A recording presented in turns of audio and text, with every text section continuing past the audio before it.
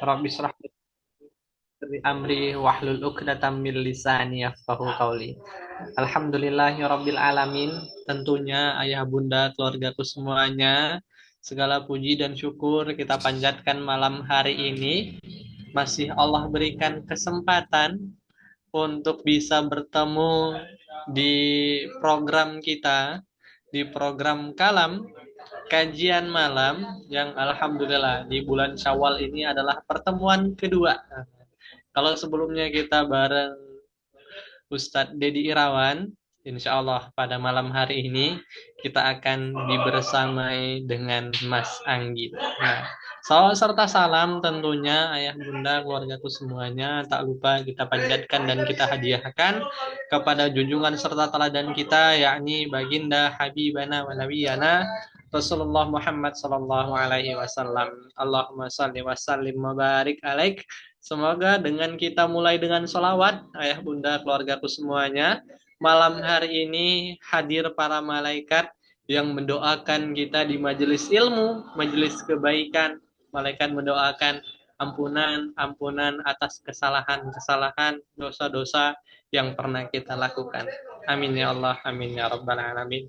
Bismillah, untuk menambah keberkahan kita pada malam hari ini, ayah bunda keluargaku semuanya, semoga Allah ridhoi kajian kalam kita pada malam hari ini. Marilah sama-sama terlebih dahulu kita baca sama-sama bareng-bareng Ummul Quran Al-Fatihah. A'udzubillahi minasyaitonirrajim. Bismillahirrahmanirrahim. Alhamdulillahirabbil alamin arrahmanir rahim maliki yaumiddin iyyaka na'budu wa iyyaka nasta'in ihdinas siratal mustaqim siratal ladzina an'amta 'alaihim ghairil maghdubi 'alaihim waladdallin. Amin. Amin ya Allah, amin ya Rabbal Alamin. Selamat berhadir bagi ayah bunda keluargaku semuanya. Sudah ada 78 partisipan dalam kajian Kalam, dalam program Kalam, kajian malam yang dipersembahkan oleh Wakaf Peradaban Internasional yang bersumber dari wakaf produktif dari orang-orang baik yang memiliki visi memimikan Al-Quran sebagai solusi hidup. Bismillah, ayah bunda keluargaku semuanya yang sudah bergabung, boleh nih sekiranya kita buka kameranya.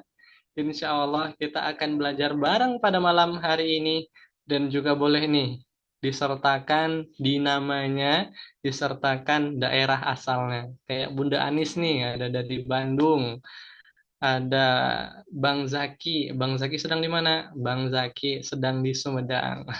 Kalau yang udah on cam nih udah kelihatan nih ada Oma Defti, Bunda Afifah, Pak Imam Ghazali, Bunda Yati Alwa, Serang Banten sedang di luar kayaknya. Ya manilah Bunda. Dan ayah bunda keluargaku semuanya. Bismillah yuk malam hari ini kita ajakin lagi saudara keluarga kita yang belum gabung karena boleh jadi ayah bunda keluargaku semuanya orang yang di luar sana membutuhkan materi pada malam hari ini, membutuhkan pencerahan atau nasihat atau ingin duduk hadir di taman surga, maka bismillah ini kesempatannya. Walaupun kita jauh-jauh dari mana-mana, ada Ciamis, ada dari Sumatera, ada Sulawesi, ada Gorontalo. Nah, bismillah sama-sama kita hadir dalam majelis ilmu, majelis kalam, kajian malam. Bismillah, insya Allah pada malam hari ini, ayah bunda keluargaku semuanya, kita akan dibersamai oleh Mas Anggit yang akan membawakan tema Attracting Miracle. Yuk, sama-sama kita sapa terlebih dahulu dengan sapaan terbaik. Bismillah, Assalamualaikum warahmatullahi wabarakatuh, Ustazi. Waalaikumsalam warahmatullahi wabarakatuh. Gimana Amin. kabarnya Bang Zaki? Alhamdulillah sehat, Mas. Minal aizin wal faizin sebelumnya mohon maaf lahir dan batin dari Masya kita Allah. di keluarga Sama-sama, Quran. sama-sama Bang Zaki. Masya Allah. Waballahu minna wa minkum. Siamana wa siamakum. Minal aidin wal faidin. Mohon maaf lahir batin. Masya Allah. Insya Allah. Bismillah, mungkin boleh nih Mas, disapa terlebih dahulu ayah bunda, keluargaku semuanya. Sekalian di-spill sedikit mungkin boleh materi yang akan kita sampaikan pada malam hari ini.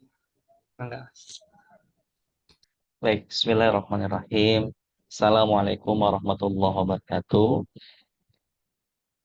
Ayah bunda, kawan-kawan semua yang insya Allah dirahmati Allah, gimana kabarnya malam hari ini?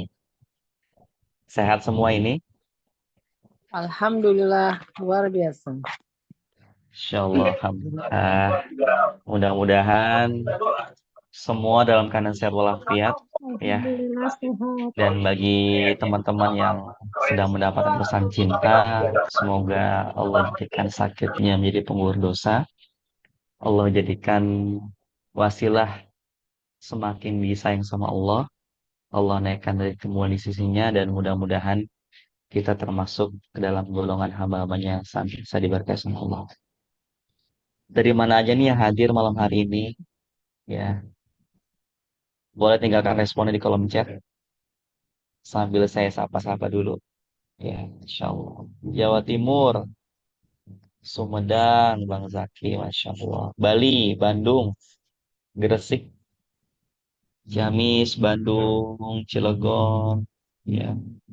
Tanjung Pinang, Bunda Helma Yeni, ya. Udah lama saya nggak ke Tanjung Pinang. Salam untuk semua keluarga besar PPA Tanjung Pinang, Bunda. Jakarta Timur, Masya Allah. Alhamdulillah, teman-teman nih, sudah 87 partisipan, ya. Sambil di-share ya, kajian kita malam hari ini, kita belajar bareng-bareng. Ya, semoga siapapun yang kita ajak ya ke kelas kajian malam hari ini, ke kalam ini, kajian malam, siapapun yang mendapatkan hidayah, berubah hidupnya gitu ya. Mudah-mudahan juga pahalanya ngalir untuk teman-teman yang ngajak gitu ya. Amin. Tasikmalaya. Dan bagi teman-teman yang malam hari ini nggak ada uzur syar'i, boleh ya. Kalau bisa open camp tentu lebih baik. Ya, insya Allah lebih berkah. Namun bagi siapa-siapa yang ada uzur syar'i gitu ya, tidak memungkinkan untuk open camp, nggak apa-apa ya. Yang penting kita bisa tetap menyimak dengan penuh hikmat. Ya. Dan insya Allah malam hari kita ngebahas tentang apa? Kita akan ngebahas tentang sebuah tema yang sangat menarik. Saya beri judul Attracting Miracle. Ya, bagaimana kita bisa menata batin kita yang pada akhirnya akan memunculkan yang namanya positive feeling. Ya, hati yang positif dan dengan positive feeling itu, insya Allah bisa menarik banyak kebaikan, bisa menarik rezeki dan bisa menarik keberuntungan dalam hidup kita. Insya Allah. Itu Bang Zaki. Insya Allah kita akan share malam hari ini ya teman-teman ya. Jadi stay tune sampai akhir. Bismillah, insya Allah siap. Ayah bunda, keluargaku semuanya. Yuk ajakin lagi saudara keluarga kita yang belum gabung pada malam hari ini. Bismillah, semoga malam hari ini penuh keberkahan. Dan mungkin boleh ayah bunda keluargaku semuanya menyiapkan catatannya. Mungkin nanti ada yang mau dicatat. Nah, boleh siapkan buku dan penanya. Bismillah, semoga Allah berikan keberkahan pada kita malam hari ini. Allahumma inna nas'aluka ilman nafi'a wa rizqan thayyiba wa amalan mutaqabbala. Allahumma ya muqallibal qulub, sabit qulubana ala dinik wa ala ta'adik. Bismillah, untuk selanjutnya izin diserahkan sepenuhnya kepada Gurunda, Mas Anggit, waktu dan tempat disediakan. Tafadhol, Mas.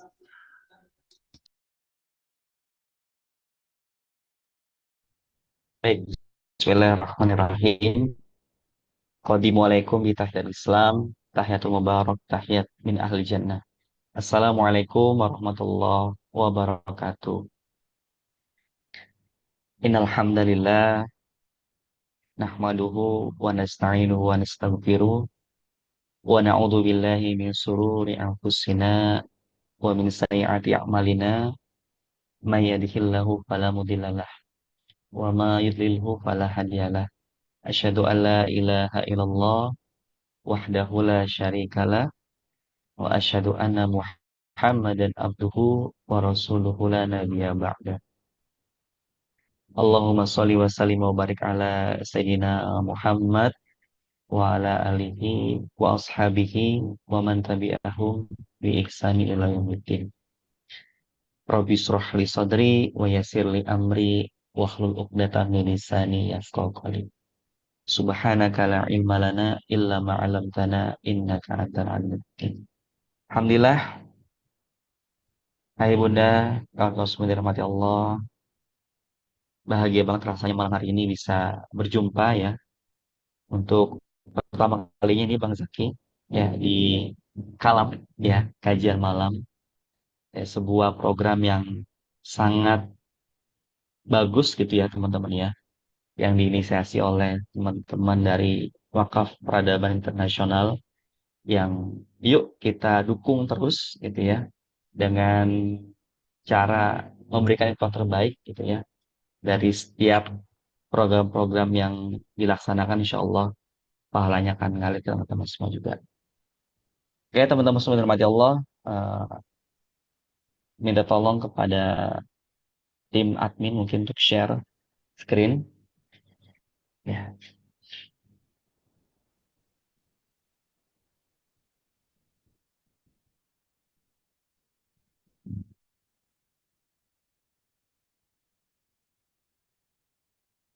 Oke, Bismillahirrahmanirrahim.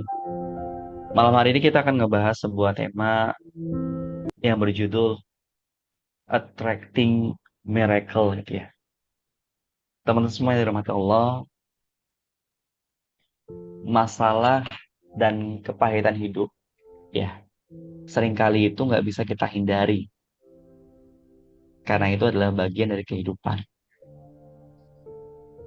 Namun kebanyakan dari kita ketika masalah itu menerpa hidup kita, kesulitan itu hadir, seringkali kebanyakan dari kita adalah berkeluh kesah. Ya nggak teman-teman? Sebagaimana yang Allah katakan dalam surat Al-Ma'arij. Allah katakan, A'udzubillahi minasyaitonirrajim. Bismillahirrahmanirrahim. Innal insana khuliqu halu'a. Jadi memang settingan manusia itu ketika dia mendapatkan musibah, ketika dia mendapatkan kesulitan, ketika dia gagal, apa yang dicita-citakan yang mungkin tidak tergapai, seringkali dia berkeluh kesah. Betul nggak teman-teman? Iya, termasuk yang ngomong. Saya pun sama teman-teman ya, masih belajar. Kadang ketika masalah itu hadir, seringkali kita terlalu fokus dengan masalahnya. Tapi padahal beriringan dengan masalah itu, ada begitu banyak karunia yang Allah sertakan dalam masalah tersebut. Dan ketika kita mendapatkan kemudahan, ketika kita mendapatkan karunia dari Allah, ya seringkali kita kikir. Ada nggak kayak gitu? Ya. Ketika kita gagal, seringkali dada kita menjadi sempit ya teman-teman. Dada kita sesak. Padahal ketika dada kita sesak, itu justru malah menutup peluang. Ya. Justru malah menutup peluang dan menutup karunia Allah. Kalau kita berlatih, kalau kita mau berjuang untuk berlatih agar kita punya positive feeling, agar kita punya hati yang tenang ketika kita menghadapi masalah, maka justru itu akan memudahkan urusan kita. Ya, next. Apa sih efek seseorang itu punya positive feeling ya, dalam hatinya? Di antara side effect ya, orang-orang yang punya positive feeling, mereka-mereka yang mampu mengendalikan ruang batinnya, yang pertama itu justru akan memudahkan urusan ya. Sebagaimana doanya Nabi Musa alaihissalam ketika sedang menghadapi sebuah masalah yang begitu besar dalam hidupnya. Nabi Musa berdoa, Robbishrahli sodri. Ya, ya Allah, lapangkanlah dadaku. Setelah dadanya lapang, maka wayasirli amri. Maka urusannya jadi mudah. Ya. Jadi teman-teman, dada lapang dulu baru urusan mudah, apa urusan mudah dulu baru dada kita lapang? Kira-kira yang mana nih? Dada lapang dulu kan? Ya. Dada lapang dulu, baru urusan kita jadi mudah. Urusan kita jadi gampang. Jadi nggak kebalik ya. Dan nggak dibalik. Orang-orang yang punya positive feeling, orang-orang yang punya hati yang positif, batin yang positif, ketika dia mendapatkan sebuah masalah, justru itu akan membuat dia punya yang namanya peluang dan bisa memudahkan urusan. Ya. Lalu apalagi orang-orang yang punya positive feeling, justru rezeki itu datang dari arah yang tidak disangka-sangka. Ya, seringkali kalau kita gagal gitu ya, dada kita sempit, dada kita jadinya sesak gitu ya teman-teman ya. Tapi justru ketika dada kita sempit malah itu menutup peluang ya. Tapi kalau misalnya dada kita lapang, kita mau positif, hati kita mau tenang, justru kita bisa melihat jalan keluar dari hati tidak disangka-sangka. Ya. Dan kemudian di antara side effect dari positive feeling itu juga adalah positive feeling itu juga bisa menarik keberuntungan, ya, attracting miracle. Nanti saya akan buktikan ada beberapa riset ya dari para peneliti bahwa orang-orang yang hatinya positif, mereka-mereka yang relax, dadanya lapang, justru keberuntungan itu akan hadir dalam hidupnya. Ya. Next.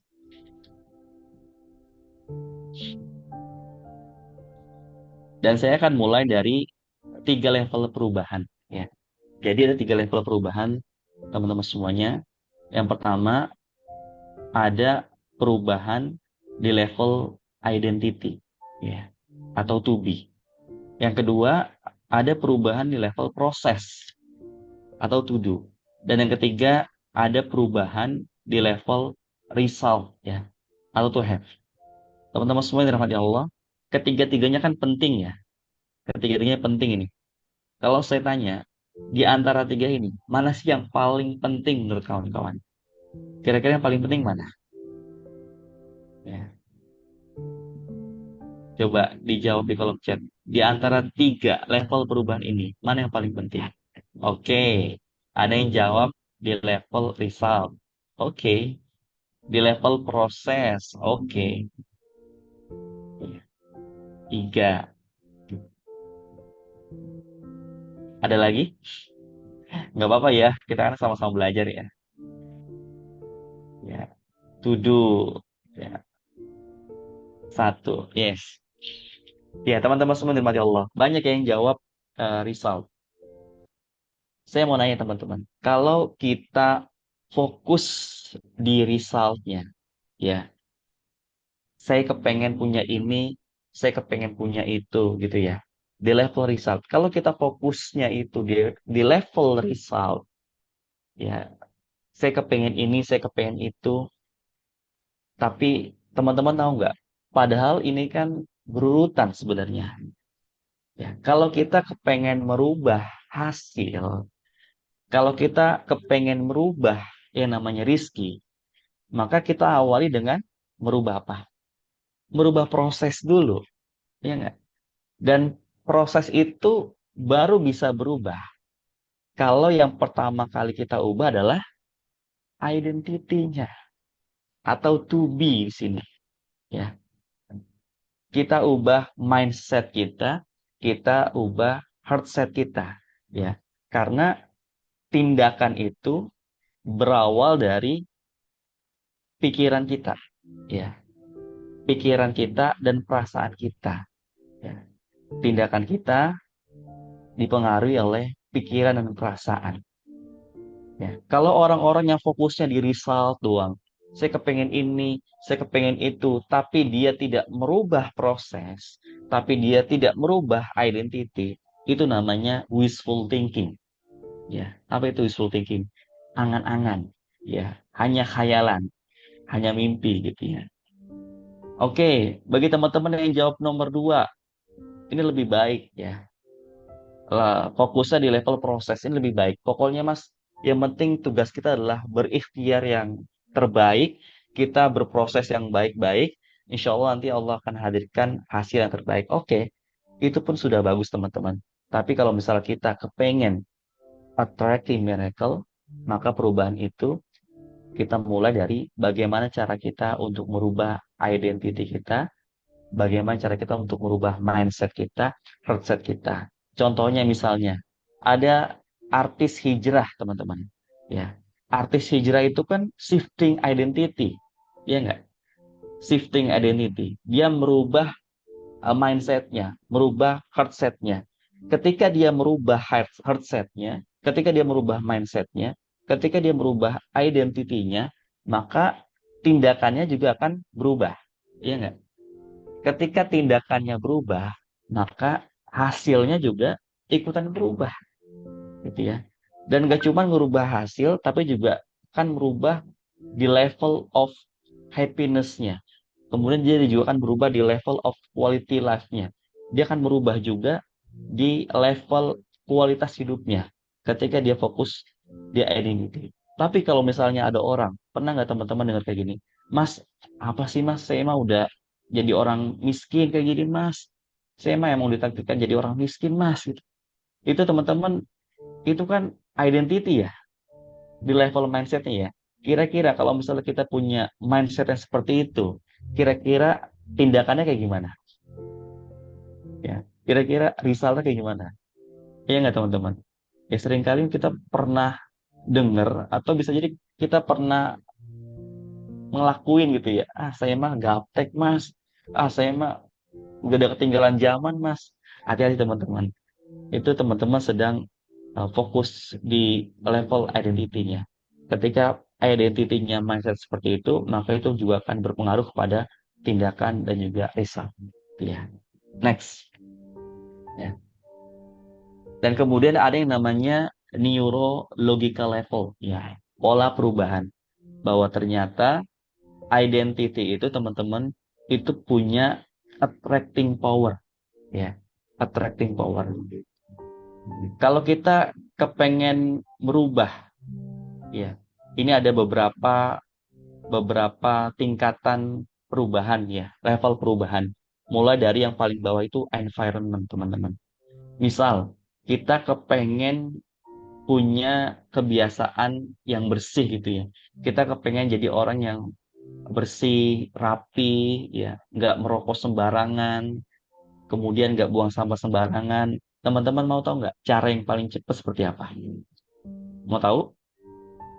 Cara yang paling cepat agar kita punya kebiasaan yang bersih adalah saya anjurkan teman-teman silakan pergi ke Singapura, gitu ya. Pergi ke Singapura selama 3 hari 2 malam. Ya, saya jamin, insya Allah teman-teman akan automatically hidupnya bersih. Ya, nggak buang sampah sembarangan, ya, nggak merokok sembarangan, nggak meludah sembarangan. Kenapa? Karena lingkungannya seperti itu, ya. Karena environmentnya seperti itu, ya. Tapi ketika teman-teman balik lagi gitu ya ke Indonesia, balik lagi ke Jakarta, balik lagi ke Tasik, balik lagi mungkin ke Jogja, balik lagi mungkin ke Tanjung Pinang, kira-kira balik lagi nggak kebiasaan lamanya? Balik lagi kan?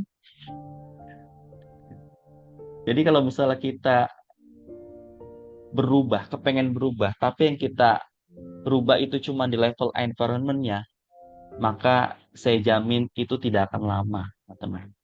Ya, kalau berubah hanya di level environment, itu tidak akan lama.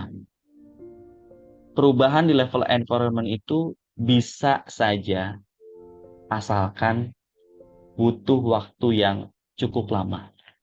nggak bisa sebentar ya. Kalau cuma 3 hari kita pergi ke sebuah daerah, itu nanti ketika balik lagi akan balik lagi kebiasaan lamanya.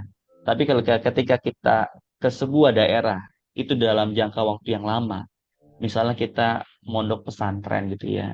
Pondok pesantren itu kan lama ya, nggak sebentar. Bisa 3 tahun, bisa 4 tahun, bisa 5 tahun. Nah, ketika di pondok pesantren itu bisa jadi teman-teman yang berubah itu bukan cuman environmentnya ya, tapi yang berubah itu sampai level beliefnya ya, keyakinannya. Ya. Jadi semakin ke atas teman-teman, maka attracting power-nya akan semakin besar ya. Tapi kalau semakin ke bawah, maka attracting power-nya akan semakin lemah ya. Semakin yang kita ubah itu di level belief ya, keyakinan, value, identity, mindset kita, heart set kita sampai spirituality, maka perubahan kita itu akan betul-betul perubahan yang sampai di level identity, dan itu bisa tetap, bisa ajak, bisa lama teman-teman. Itu ya. Next. Nah, ada yang namanya chasing ya, ada yang namanya attracting. Ya, judul kita malam hari ini kan attracting miracle ya, menarik keberuntungan. Tapi ada yang namanya chasing, ada yang namanya attracting. Apa sih chasing itu teman-teman? Chasing itu adalah mengejar ya. Chasing itu mengejar. Kemudian attracting itu apa? Attracting itu adalah menarik ya. Lalu apa perbedaannya antara chasing dan juga attracting? Ya. Apa bedanya chasing dan juga attracting?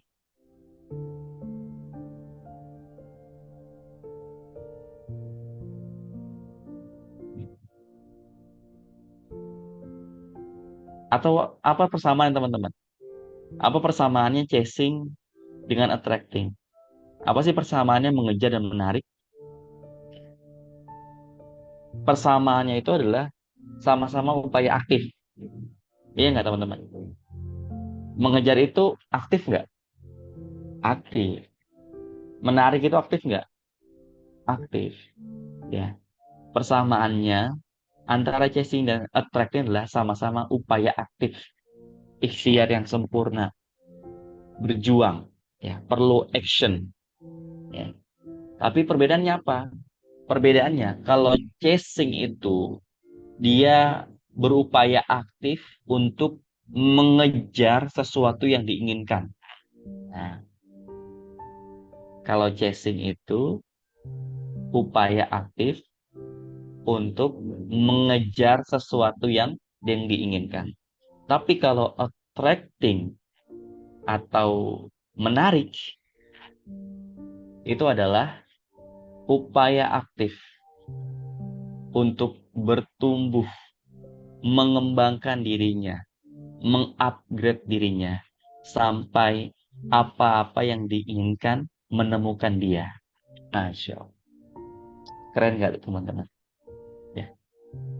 Jadi kalau attracting itu adalah upaya aktif untuk bertumbuh, untuk mengembangkan dirinya, untuk mengupgrade dirinya sampai apa-apa yang diinginkannya menemukan dia. Masya Allah. Jadi kalau attracting itu tentang attitude, tentang perbaikan diri, tentang perbaikan kompetensi, tentang perbaikan skill. Ya, contoh misalnya uang, ya uang deh. Uang itu dikejar atau ditarik. Ya, kita itu mengejar uang atau menarik uang teman-teman. Ya, kalau di ATM Menarik Ustadz, menarik uang. Ya, bukan itu maksudnya ya. Kalau mengejar uang, teman-teman, upaya aktif untuk mengejar sesuatu, mengejar uang agar kita jadi orang kaya, gitu ya. Jadi kalau mengejar uang itu adalah mengejar sesuatu agar kita jadi kaya. Jadi fokusnya itu mengejar uangnya, ya. Goalsnya itu adalah mengejar uangnya. Pokoknya bagaimana caranya, bahkan dia sampai rela untuk menghalalkan segala cara. Yang penting dapat uang. Nah, kayak gitu. Itu mengejar uang. Tapi kalau menarik uang, ya, kalau menarik uang, dia ada di level perbaikan diri, ya, perbaikan attitude, perbaikan skill, value, ya. Jadi upaya untuk mengembangkan dirinya, untuk menambah kapasitas kapasitas dirinya sampai uang itu datang kepada dirinya. Gitu. Contoh yang paling nyata Rasulullah muda deh, ya. Rasulullah muda itu teman-teman, Rasulullah itu sibuk untuk mengembangkan kapasitas dirinya, ya, menaikkan kapasitas dirinya. Rasul itu ketika berjualan tuh kalau di barang, barangnya laku, teman-teman. Kalau diminta untuk jualin, dapat untung. Ketika diminta untuk jaga barang, dia amanah, ya. Sampai orang-orang itu menyukai Rasulullah ketika muda, ya. Sampai akhirnya ketika Rasulullah itu disukai sama orang, maka banyak orang ingin mengajak Rasulullah untuk berbisnis, ya, untuk berdagang. Kenapa? Karena Rasulullah itu fokusnya adalah bagaimana untuk menempa dirinya, untuk mengembangkan dirinya, menumbuhkan dirinya, fokus kepada perbaikan kapasitas diri, perbaikan attitude, ya. Sampai orang-orang itu kepingin bekerja sama dengan Rasulullah. Ya, kalau kata James Clear, teman-teman, ya, James Clear, penulis buku Atomic Habit, ya, dia pernah ngomong kayak gini. Kalau Anda kepingin jadi orang kaya, maka jadilah orang baik. Kenapa? Karena kita sulit untuk menjadi kaya kalau kita tidak bekerja sama dengan baik dengan orang lain. Dan kita nggak bisa bekerja sama dengan orang lain kalau kita tidak disukai. Ya. Jadi orang-orang yang attracting ini, mereka-mereka yang fokus untuk memperbaiki dirinya, mengembangkan dirinya. Ya. Makanya dalam psikologi itu ada yang namanya mental push dan mental pull.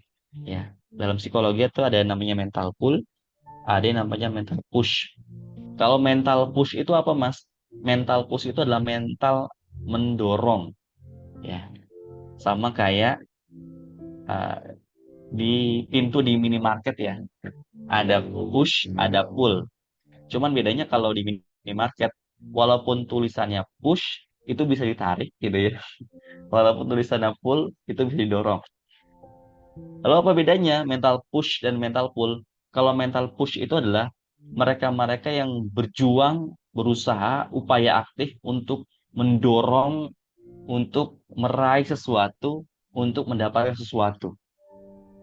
Tapi kalau mental pull itu adalah sebuah upaya atau mental ketika hal-hal besar itu bisa datang kepada dirinya. Ya, itu tadi ya, hampir sama ya. Attracting sama mental pull itu hampir sama. Kalau mental pull itu adalah sebuah mental di mana hal-hal besar itu bisa datang kepada dirinya. Next, saya akan coba kasih contoh deh teman-teman, biar lebih paham lagi ya. Ada sebuah kisah tentang pembuat pedang terbaik ya. Jadi suatu ketika teman-teman ada seorang pendekar pedang ya. Pendekar pedang yang dia pensiun dari dunia persilatan.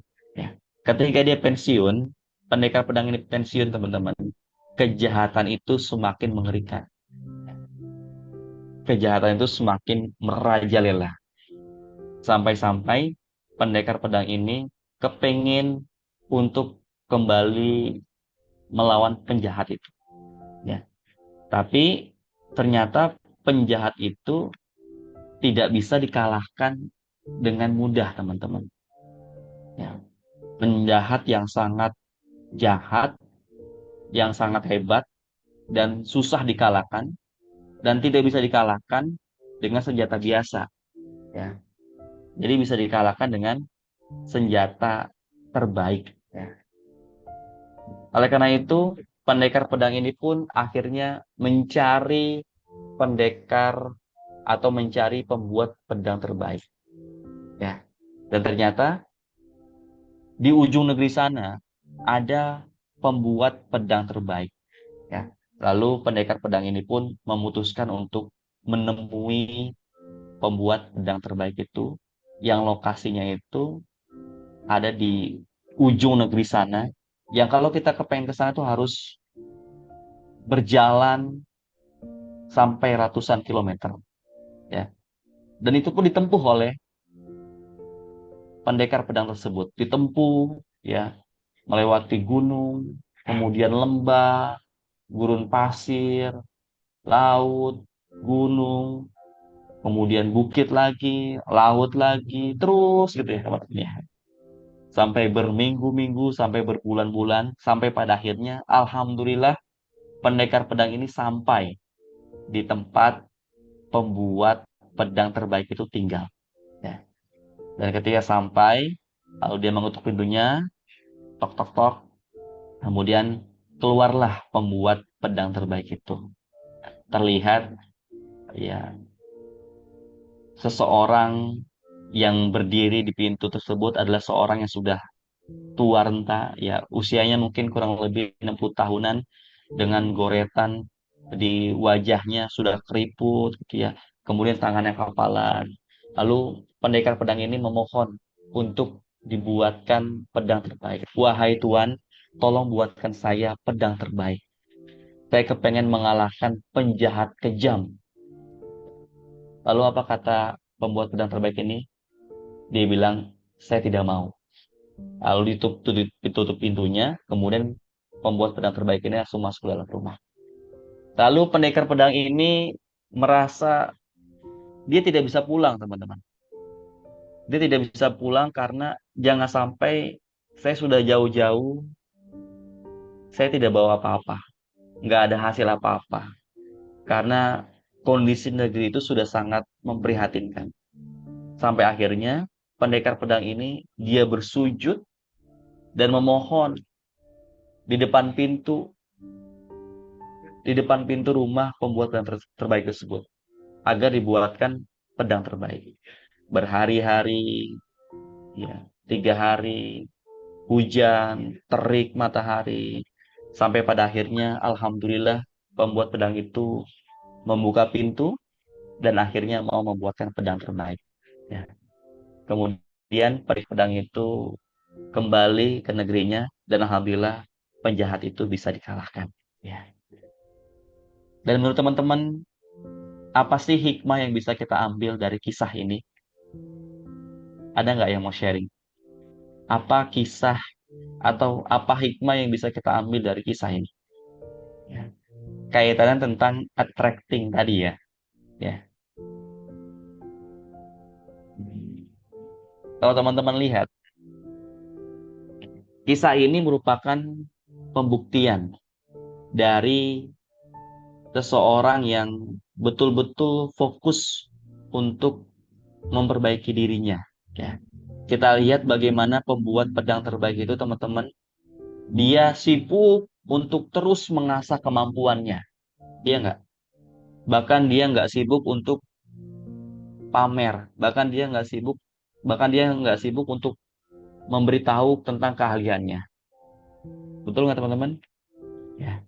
Kemudian yang kedua, walaupun lokasinya itu terpencil, ya, walaupun lokasi rumah pembuat pedang terbaik ini terpencil, tapi ketika jasa kita dibutuhkan, maka orang-orang akan berdatangan kepada kita. Ya. Dia akan melewati walaupun dengan berbagai rintangan, berbagai tantangan, dia akan tempuh agar dia bisa datang kepada kita. Itu ya, teman-teman ya. Jadi kisah ini tentang kita, teman-teman sebenarnya. Kita bisa loh menjadi terbaik dengan versi kita masing-masing. Ya. Jangan-jangan selama ini kenapa kita ngerasa kok hidup kayak gitu-gitu aja? Kenapa kok circle yang nggak bagus dan sebagainya? Jangan-jangan selama ini teman-teman kita belum memberikan yang terbaik dari apa yang bisa kita berikan, dari apa yang bisa kita jalani saat ini.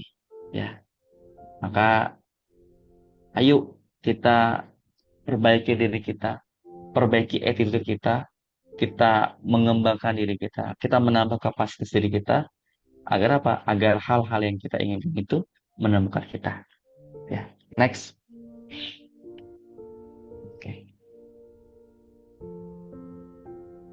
Oke, next, Mas.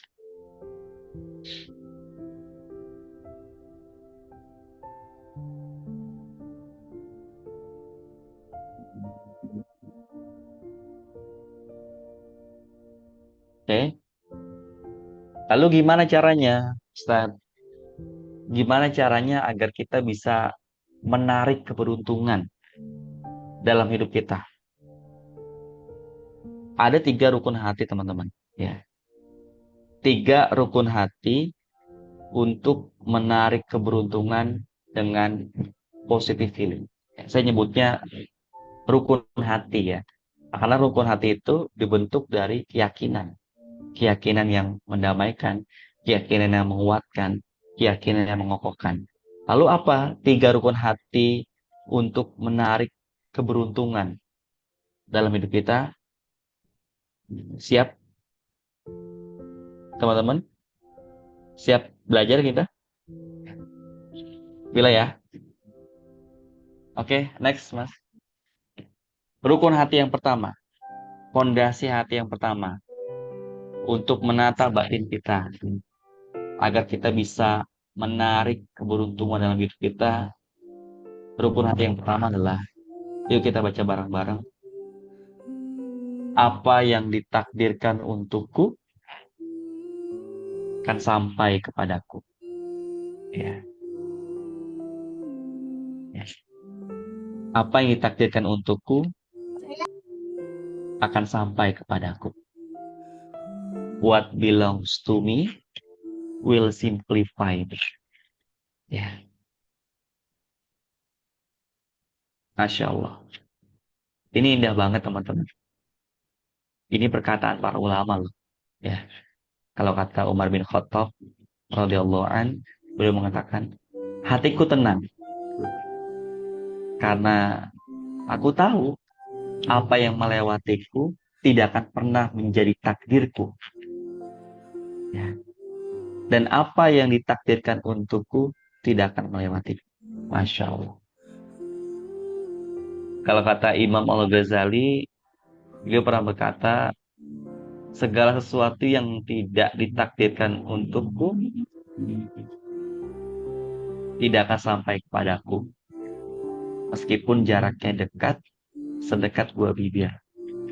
Tapi segala sesuatu yang ditakdirkan untukku akan sampai kepadaku. Walaupun jaraknya jauh, sejauh 2 bibir. Masya Allah.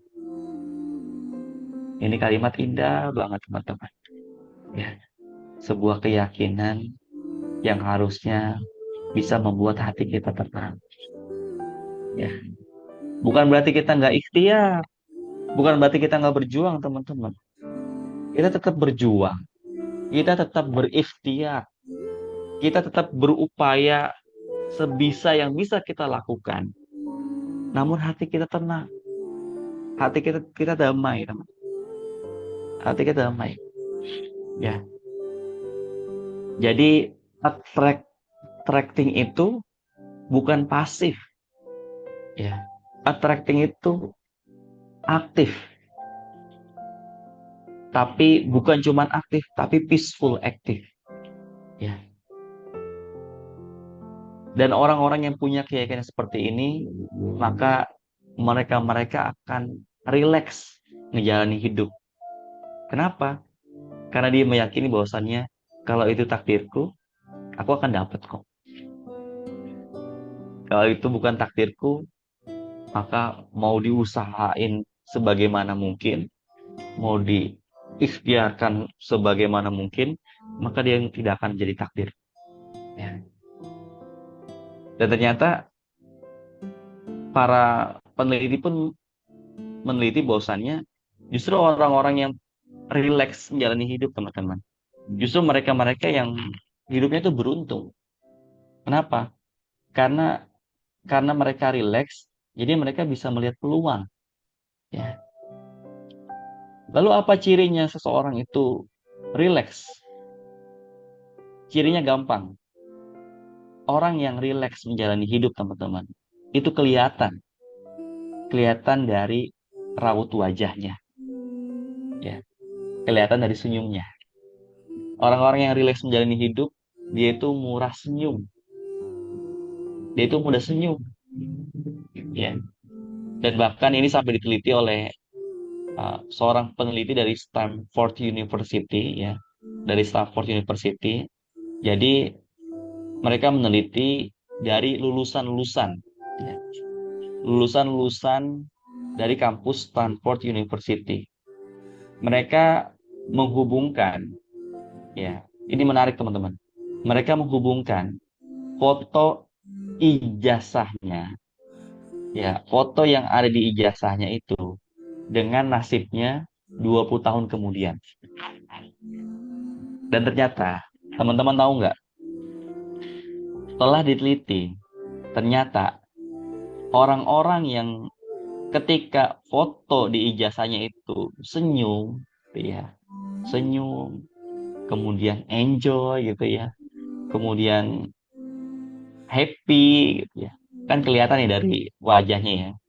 Orang-orang yang di foto ijazahnya itu senyum, mereka-mereka punya kualitas hidup yang lebih baik dibandingkan mereka-mereka yang fotonya itu sambil cemberut. Nah, coba nih ya, setelah webinar malam hari ini gitu ya, nanti teman-teman coba cek ya. Teman-teman coba cek foto ijazahnya ya. Coba cek lagi senyum apa lagi cemberut. Kemudian coba cek gimana kualitas hidupnya. Jadi saya insya Allah bisa tahu teman-teman ya. Saya bisa tahu bagaimana kualitas hidup teman-teman itu dari mana? Dari senyumnya teman-teman. Kenapa bisa gitu, Mas? Iya, karena kata para pakar, kata para pakar, ternyata kecerdasan emosional itu, emotional intelligence, itu lebih menentukan kesuksesan dibandingkan dengan intelektual. Ya, ya. Dibandingkan dengan IQ. Nah, nggak senyum dan nggak cemberut, kita tanya apa Mas? Datar. Datar-datar aja hidupnya. Ya. Gitu ya teman-teman ya. Kenapa bisa seperti itu? Ya, karena menurut para pakar, kecerdasan emosional itu teman-teman, itu lebih menentukan kesuksesan dibandingkan dengan kecerdasan intelektual. Ya, dibandingkan dengan IQ. Ya, orang-orang yang mungkin punya IQ-nya tinggi gitu ya, mereka yang IQ-nya mungkin 3,5 gitu ya, IQ-nya 4 gitu ya, tapi hidupnya pesimis gitu ya, raut wajahnya tuh cemberut aja gitu ya, muka ditekuk mulu gitu teman-teman ya, maka biasanya hidupnya itu tidak sebaik mereka-mereka yang mungkin IQ-nya itu 2,5, tapi dia tuh relax, enjoy jalan hidup. Anda bisa kebayang nggak? Wisuda itu kan momentum yang spesial ya, momentum yang berbahagia ya. Ya, kenapa orang-orang yang harusnya berbahagia, orang-orang yang IQ-nya tinggi terkadang gitu ya, mereka-mereka malah ditekuk wajahnya. Ya, udah mikir nanti kerja gimana ya? Nanti setelah ini ngelamar kerja gimana ya? Takut nggak terima ini, takut nggak terima itu, nanti nikahnya gimana ya, dan sebagainya. Udah pusing duluan, ya, udah pusing dengan masalah. Tapi orang-orang yang terkadang gitu teman-teman ya, ini nggak semuanya ya. Kadang orang-orang yang mungkin IQ-nya 2,5 misalnya gitu ya, IQ 2,5. Tapi dia punya pemikiran seperti ini, Alhamdulillah ya Allah, walaupun 2,5 yang penting udah lulus ya Allah. Iya nggak teman-teman? Nah itu terkadang teman-teman ya, banyak di antara mereka justru orang-orang yang IQ-nya 2,5 itu justru malah dia punya usaha sendiri. Iya nggak? Punya perusahaan sendiri. Ya. Jadi kalau kata orang-orang itu, orang yang IQ-nya 3,5 itu kerjanya di perusahaan, orang yang IQ-nya 4 jadi dosen, orang yang IQ-nya 2,5 itu punya perusahaan. Ya. Dan orang yang IQ-nya 3,5 itu kerja di perusahaan yang IQ-nya 2,5. Jadi teman-teman, pesan saya malam hari ini, relax, come on, hidup ini indah. Itu muka jangan ditekuk mulu, kenapa? Ayo senyum dong, ya kan?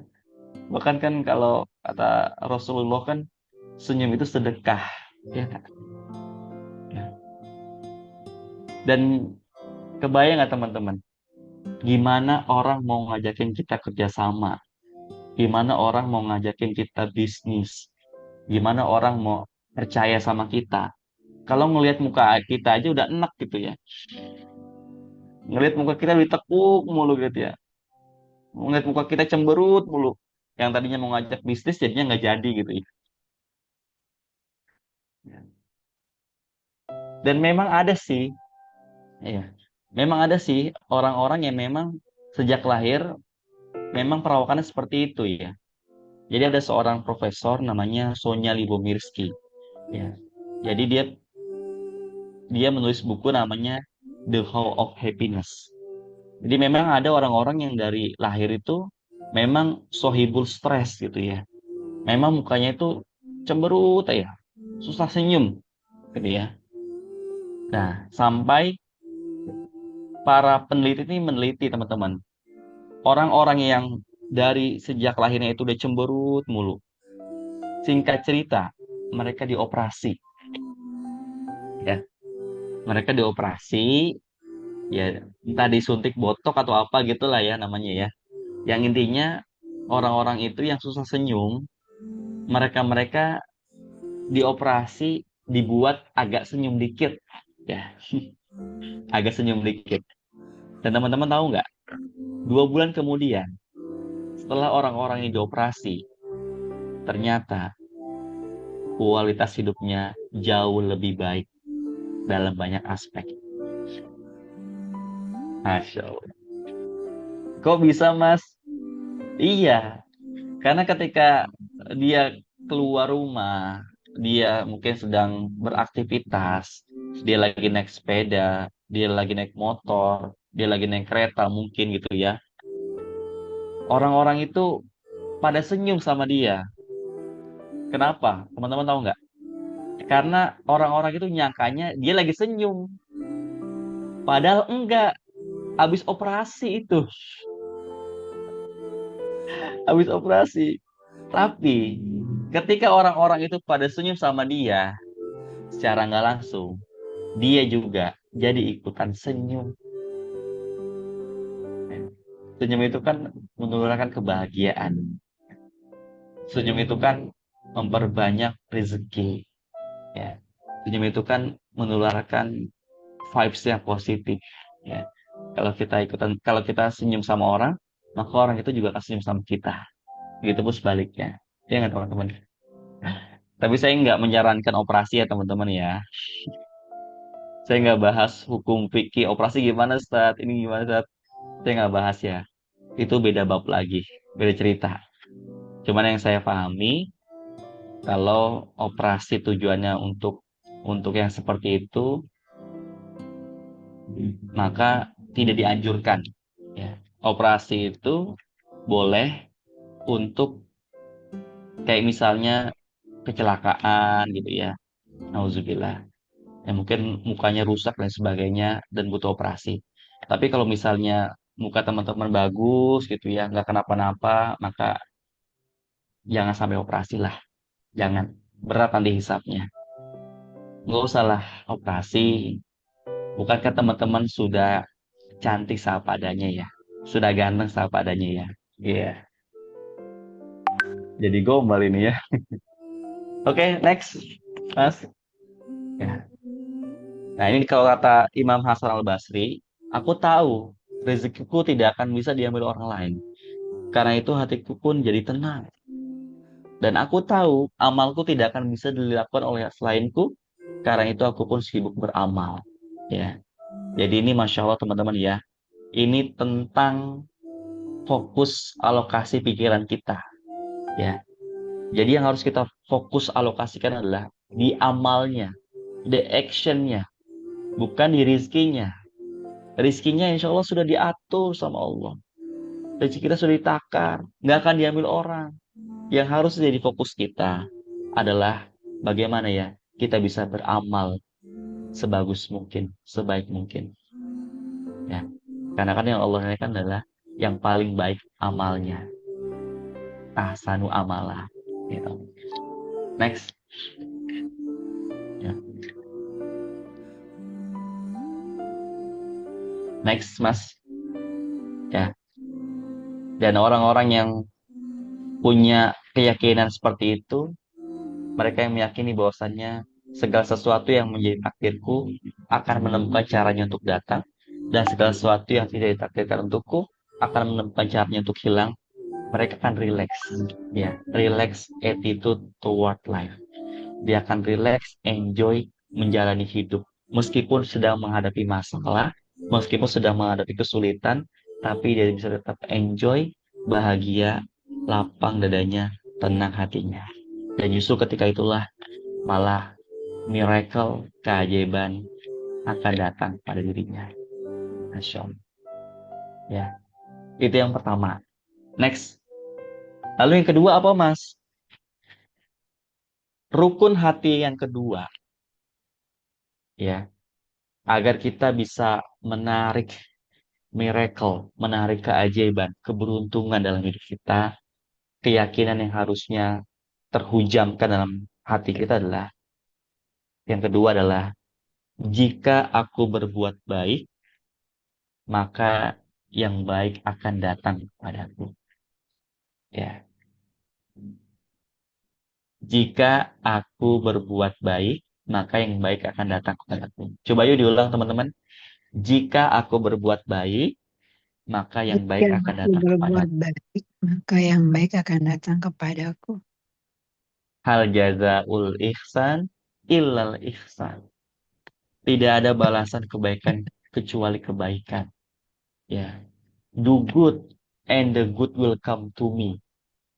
Tugas kita melakukan yang terbaik, melakukan yang terindah, berikanlah sinar yang terindah, berikanlah sinar yang terbaik, maka yakinilah bahwa yang baik juga akan datang dalam hidup kita. Tugas kita berpikir yang baik, bertindak yang baik, berucap yang baik, berdoa yang baik-baik. Insya Allah yang baik-baik akan datang dalam hidup kita. Gak usah khawatir. Kebaikan akan balik kebaikan. Ya, kebaikan akan menemukan jalannya untuk datang, dan keburukan juga akan dibalas oleh keburukan itu sendiri.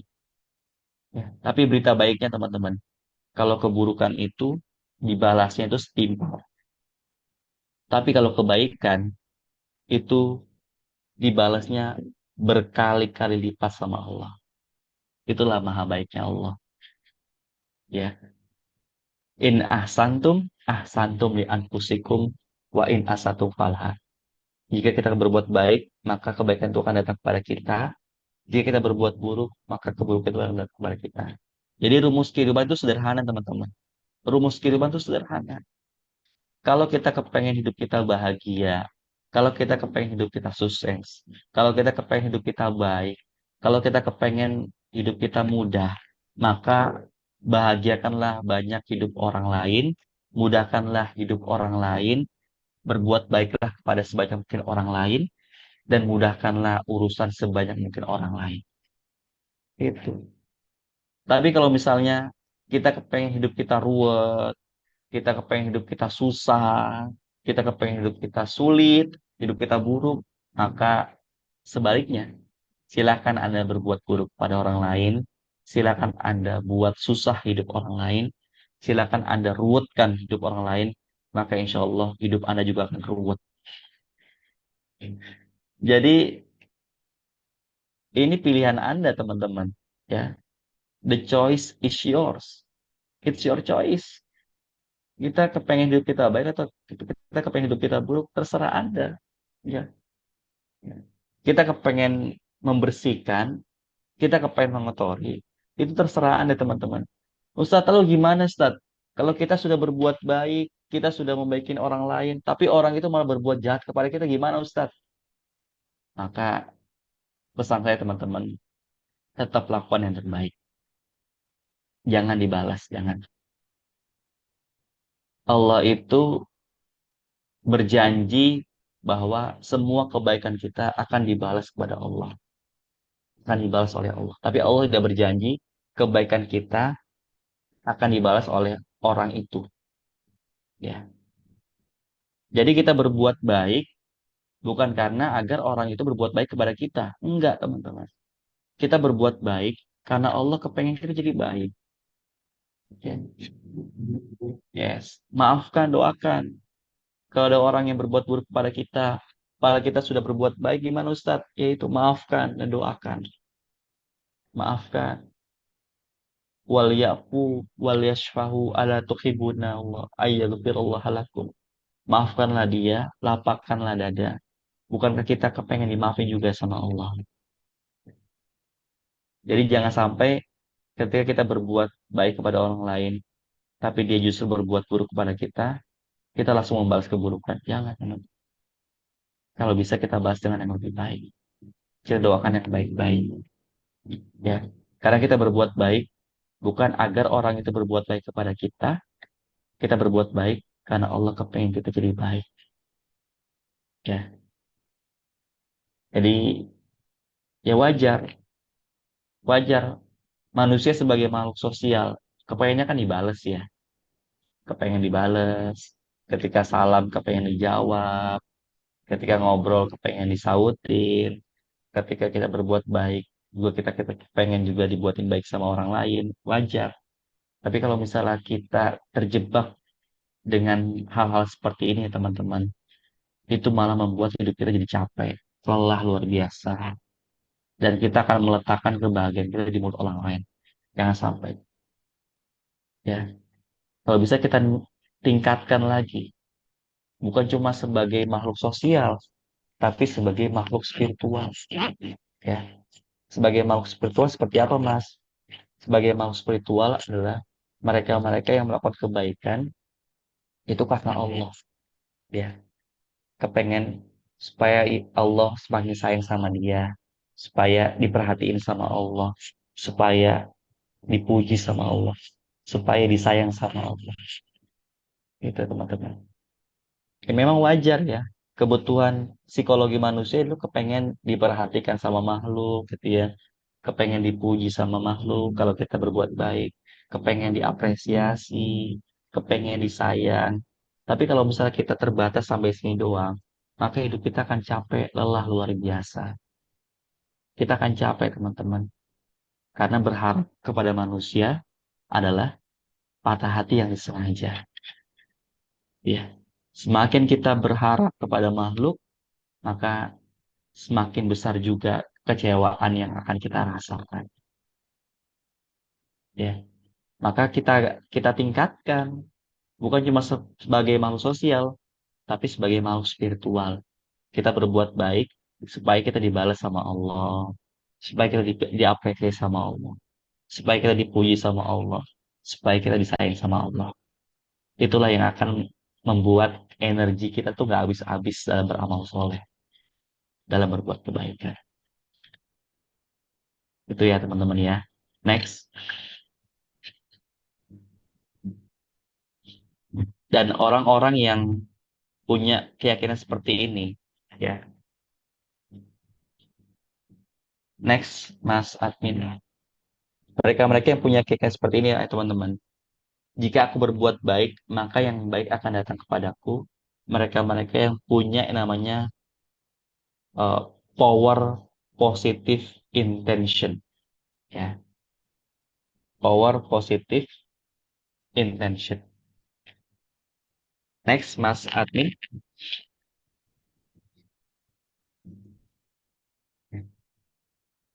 Jadi ada sebuah uh,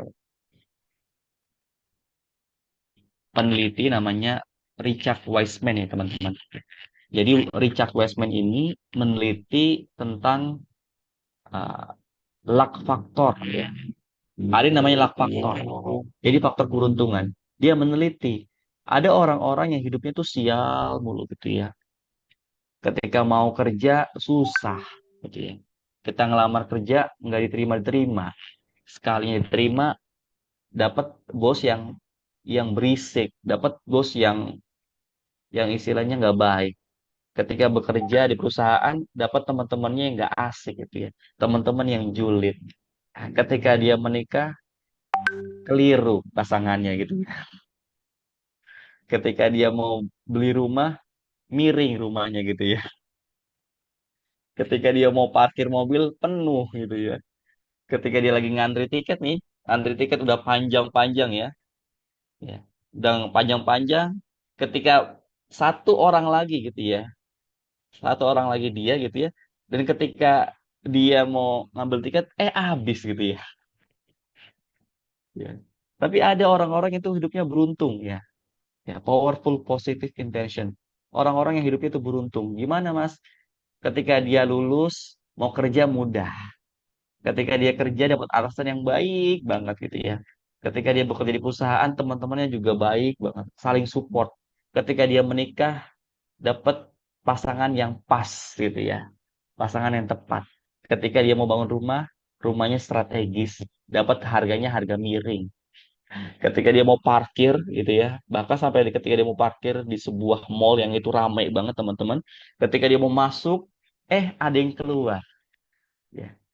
Kok bisa sampai seperti itu, Ustaz? Ya. Jadi Richard Wiseman ini meneliti bahwa ternyata orang-orang yang beruntung, orang-orang yang hidupnya itu selalu luck gitu ya, selalu penuh dengan keberuntungan.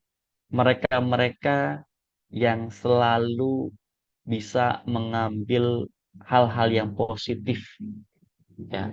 Makanya kita sebut sebagai powerful positive intention ya. Coba saya mau nanya teman-teman, Anda lihat gambar gelas di layar ya. Menurut teman-teman ini setengah isi apa setengah kosong? Coba jawab ya. Ini setengah isi apa setengah kosong? Coba jawab di kolom chat ya. Menurut teman-teman ini setengah isi atau setengah kosong? Ya, setengah kosong, setengah isi, setengah isi, setengah isi. Oke, dua-duanya cari aman. Kalau saya bilang ini setengah kosong, betul nggak? Betul. Kenyataannya begitu. Iya, setengah kosong. Tapi kalau misalnya saya bilang ini setengah isi, betul apa enggak? Betul juga, Mas. Kenyataannya memang seperti itu. Jadi teman-teman, ya. Jadi teman-teman, lalu bedanya dari mana gitu ya? Ada orang yang jawab setengah isi, ada orang yang jawabnya setengah kosong. Lalu bedanya di mana, Mas? Bedanya itu di nasib. Ya, bedanya di nasib. Orang-orang yang beruntung, orang-orang yang mendapatkan pertolongan Allah, orang-orang yang selalu mendapatkan faktor luck itu tadi ya, keberuntungan, ya, kata Richard Wiseman tadi, mereka-mereka yang selalu bisa melihat setengah isinya. Tapi orang-orang yang sial dalam hidupnya, mereka-mereka yang selalu melihat setengah kosongnya dalam setiap apapun yang dia lihat. Ya. Jadi makanya teman-teman, kita susah untuk menasehati orang yang sinis gitu ya. Orang yang susah dinasehatin. Kenapa?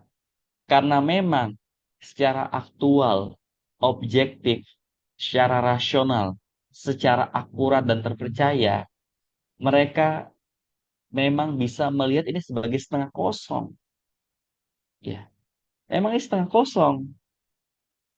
Tapi orang-orang yang mendapatkan keberuntungan, mendapatkan uh, tadi ya, faktor tadi, luck faktor tadi, keberuntungan tadi itu, mereka-mereka yang selalu bisa melihat setengah isinya, positifnya, kelebihannya.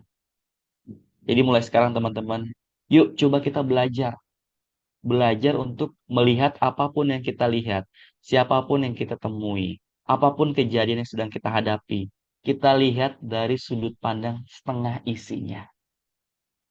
Dari apa sih hikmah yang bisa kita ambil, apa positifnya. Ya. Begitupun kita dengan pasangan kita, dengan istri kita mungkin, dengan suami kita teman-teman. Cobalah lihat dengan setengah isi.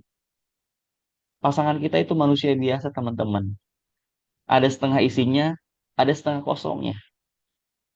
Dan hidup kita itu akan ruwet kalau kita selalu fokus dengan setengah kosongnya. Ya, saya bisa loh dalam 3 hari membuat rumah tangga Anda hancur. Mau tahu nggak caranya? Saya bisa loh membuat rumah tangga Anda jadi nggak akur.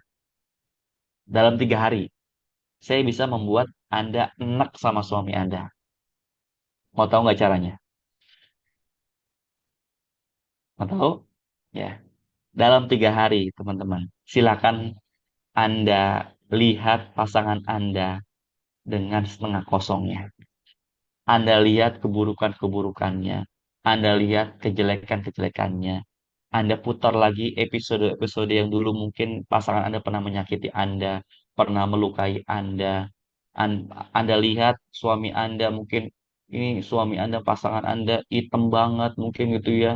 Mungkin udah hitam, ngorok lagi tidurnya dan sebagainya. Anda ingat-ingat itu, Anda lihat itu-itunya, saya jamin teman-teman, dalam 3 hari Anda enak ngeliat suami Anda. Betul nggak? Betul.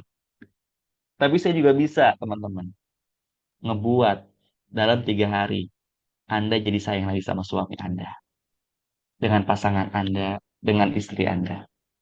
Mau tahu nggak caranya? Dalam 3 hari, silakan Anda lihat pasangan Anda dengan setengah isinya. Anda lihat kelebihan-kelebihannya, Anda lihat kebaikan-kebaikannya. Ketika suami Anda tidur, capek, lelah, kita bayangkan, ya Allah, Masya Allah ya, suami hamba ya Allah sudah berjuang dengan keras, udah capek mencari nafkah. Masya Allah ya Allah. Anda lihat mungkin istri Anda, mungkin tangannya udah kerutan, udah keriputan. Ya Allah, Masya Allah. Ini tangan istri hamba yang dipakai untuk membesarkan anak-anak saya ya Allah. Untuk membesarkan anak-anak kami ya Allah. Untuk merawat anak-anak kami. Untuk beres-beres rumah ya Allah. Insya Allah. Anda lihat yang positif-positif teman-teman. Anda lihat kebaikan-kebaikan pasangan Anda. Anda lihat pasangan Anda dengan setengah isinya. Anda putar lagi video-video ingatan-ingatan yang dulu. Yang ketika Anda ingat itu Anda menjadi seorang yang sangat berbahagia dalam hidup. Insya Allah teman-teman. Saya jamin dalam 3 hari. Insya Allah teman-teman akan sayang sama. pasangannya kembali. Itu teman-teman. Begitupun dengan anak-anak kita. Kalau kita ngelihat anak-anak kita, mungkin dalam suatu ketika anak kita mungkin terlalu aktif gitu ya. Anak kita mungkin dalam tanda petik kesannya kayak bandel, nakal. Coba kita lihat dengan setengah isinya. Alhamdulillah ya Allah. Makasih ya Allah. Kau amanahkan pada hamba anak yang Masya Allah aktif, sehat ini ya Allah. Di luar sana mungkin banyak banget ya Allah. Para orang tua yang menginginkan keturunan ya Allah. Anda lihat dari setengah isinya teman-teman. Insya Allah masalah yang sekarang Anda lihat tidak akan lagi jadi masalah. Dan justru itu akan mengundang rahmatnya Allah, mengundang cintanya Allah, dan akan menarik keberuntungan dalam hidup Anda. Ya, oke teman-teman, bagus ya. Next, Mas, Insya Allah nih. Ya, dan ketika kita punya yang namanya the power of positive intention, teman-teman, maka kita akan otomatis, insya Allah kita juga akan dikelilingi oleh orang-orang yang sevibrasi dengan kita. Ya, kita juga akan dikelilingi oleh orang-orang yang dengan vibrasi yang positif juga. Ketika kita positif, batin kita positif, pikiran kita positif, kita bisa melihat segala sesuatu itu dengan setengah isinya. Insya Allah kita juga akan dihadirkan oleh orang-orang yang sefrekuensi dengan kita. Ya, menjadi positif circle network of luck. Gitu ya. Oke, next.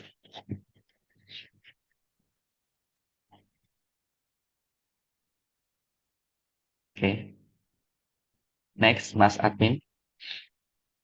Ya. Lalu yang ketiga apa, Mas? Ya, yang ketiga, rukun hati yang ketiga. Agar kita bisa menarik keberuntungan dalam hidup kita, agar kita bisa menarik kebaikan, memudahkan urusan, menarik peluang dalam hidup kita, maka yuk kita install dan instill rukun hati yang ketiga. Apa itu? Yuk baca bareng-bareng. Hidupku dalam genggaman Allah yang tak pernah salah dan tak mungkin salah. Masya Allah. I am in the God hand, I am in the good hand. Hidupku dalam genggaman Allah yang tak pernah salah dan tak mungkin salah. Coba deh teman-teman, dalam satu episode, dalam sebuah peristiwa mungkin, kita lagi sedih mungkin, lagi kecewa, atau lagi patah hati. Ketika sedang sedih, coba Anda baca kalimat ini secara sadar. Ya Allah, hidupku dalam genggaman Allah, dalam genggaman Kau ya Allah, yang tak pernah salah dan tak mungkin salah. Maka saya yakin insya Allah seketika itu hati Anda akan tenang, ayah bunda. Kenapa? Karena kita meyakini bahwasannya Allah nggak pernah menzolimi hambanya. Allah nggak mungkin menzolimi hambanya. Ya. Allah itu zat yang sangat mencintai kita. Bahkan Allah itu mengharamkan dirinya untuk menzolimi hambanya. Akan Allah itu adalah zat yang sangat mencintai kita, melebihi cinta seorang ibu pada anaknya, ibunda. Ya. Dan orang-orang yang punya keyakinan seperti ini, mereka akan mudah ridho dengan segala ketetapannya Allah. Ya. Menerima dengan senang hati apa yang Allah tetapkan. Karena mereka meyakini bahwasannya, ya Allah, jika ini qadamu ya Allah, jika ini takdirmu ya Allah, hamba ridho ya Allah. Asalkan satu ya Allah, Engkau juga ridho sama hamba. Hamba ridho ya Allah, dengan sakit hati ini, dengan patah hati ini ya Allah, kekecewaan ini ya Allah. Asalkan ya Allah, setiap luka ini ya Allah, bisa membuat hamba semakin dekat denganmu ya Allah. Mereka yakin bahwasannya zat yang menetapkan takdir untuknya adalah zat yang maha baik. Allah itu maha baik, nggak mungkin zolim ayah bunda. Allah itu maha benar, nggak mungkin keliru. Allah itu maha bijaksana dan nggak mungkin sembarang. Dan di atas itu semua, Allah itu maha mencintai hambanya. Jadi ingat kata-kata ini, hidupku dalam genggaman Allah yang tak pernah salah dan tak mungkin salah. Tidak ada takdir yang salah, tidak ada takdir yang buruk. Semuanya indah jika kita sikapi dengan iman. Jika kita sikapi dengan sepenuh keyakinan, bahwasanya Allah sangat mencintai hambanya. Ya, next. Dan orang-orang yang punya keyakinan seperti itu, mereka akan beribadah kepada Allah dengan penuh dedikasi, ya ibunda. Terwujud ataupun tak terwujud, dia akan tetap bersujud. Ya, karena mereka meyakini semua baik dari Allah. Semua sudah terukur. Semua kepahitan menguburkan dosa. Semua masalah mengundang cinta. Dan sebuah kepahitan jadi wasilah Allah semakin mencintai hambanya. Ya. Next, Sabmin. Dan di antara kebahagiaan anak Adam adalah keridoannya dengan apa yang telah Allah tetapkan terhadap dirinya. Ya. Jadi kebahagiaan anak Adam adalah ketika dia bisa ridho, ya, ridho dengan ketetapannya, dengan kodoknya, ridho dengan syariatnya, dan ridho dengan apapun pemberiannya. Dan kesengsaraan anak Adam adalah ketika dia meninggalkan istikharah, ya, dalam hal apapun, dalam urusan apapun, jangan sampai kita tidak minta petunjuk sama Allah, ibunda. Apapun urusan yang kita sedang alami, kesulitan apapun, jangan lupa minta petunjuk sama Allah. Ya, itu teman-teman. Ya, coba yuk kita ulang lagi yuk. Ada 3 rukun hati untuk kita bisa menarik keberuntungan. Ya, yang pertama apa? Yang pertama adalah apa yang ditakdirkan untukku akan sama. Yang kedua apa? Jika aku berbuat baik, maka yang baik akan datang kepadaku. Dan yang ketiga apa? Yang ketiga adalah hidupku dalam genggaman Allah yang tak pernah salah dan tak mungkin salah. Ini ada latihan, teman-teman. Mau nggak latihan? Latihan untuk menghujamkan 3 rukun hati. Kira-kira mau nggak nih? Kalau misalnya mau, saya buka. Kalau misalnya nggak mau, saya tutup dah. Sampai sini aja. Mau? Oke ya, bismillah ya teman-teman ya. Ini beberapa slide terakhir. Kita kita praktek langsung, latihan langsung untuk mengucapkan 3 rukun hati dengan doa afirmasi. Next, Mas. Ya. Jadi ada beberapa cara agar kita bisa eh, merubah mindset ya. Ada yang namanya self talk affirmation. Ya. Saya yakin teman-teman udah pada familiar ya dengan self talk ya. Namun kata para pakar, ternyata self talk itu nggak terlalu efektif. Kenapa? Karena ketika kita self talk itu muncul yang namanya conflicting feeling. Ya. Apa itu conflicting feeling? Conflicting feeling itu adalah dua dua kondisi yang berbeda, dua perasaan yang berbeda. Misalnya, saya sehat, saya langsing. Saya sehat, saya langsing. Gitu ya misalnya ya. Tapi kenyataannya gimana? Ternyata kenyataan saya belum langsing, Mas, gitu ya. Saya masih lebaran, Mas. Bukan lebaran, saya masih lebaran. Nah itu teman-teman, ada dua perasaan yang berbeda, itu namanya conflicting feeling. Nah, tapi kata para pakar, ada cara yang lebih baik. Apa itu? Prayer of affirmation. Ya, berdoa. Nah, ini mah kita udah tahu sejak kecil, ya nggak teman-teman ya? Dari kecil kita udah diajari doa, ya.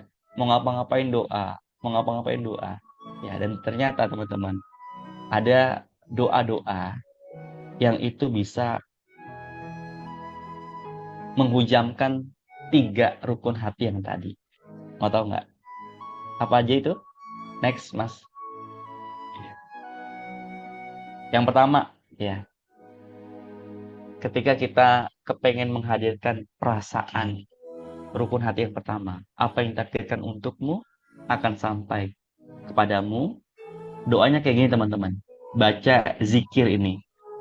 Bismillahirrahmanirrahim. Hasbiyallahu la ilaha illahu alaihi tawakkaltu wa huwa rabbul arsyil azim. Hasbiyallahu la ilaha illahu alaihi tawakkaltu wa huwa rabbul arsyil azim. Hasbiyallahu la ilaha illahu alaihi tawakkaltu wa huwa rabbul arsyil azim.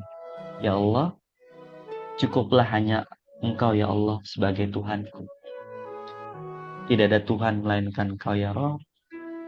Dan kepadamu ya Allah hamba bertawakal. Dan Engkau ya Allah pemilik arsy yang agung. Ya.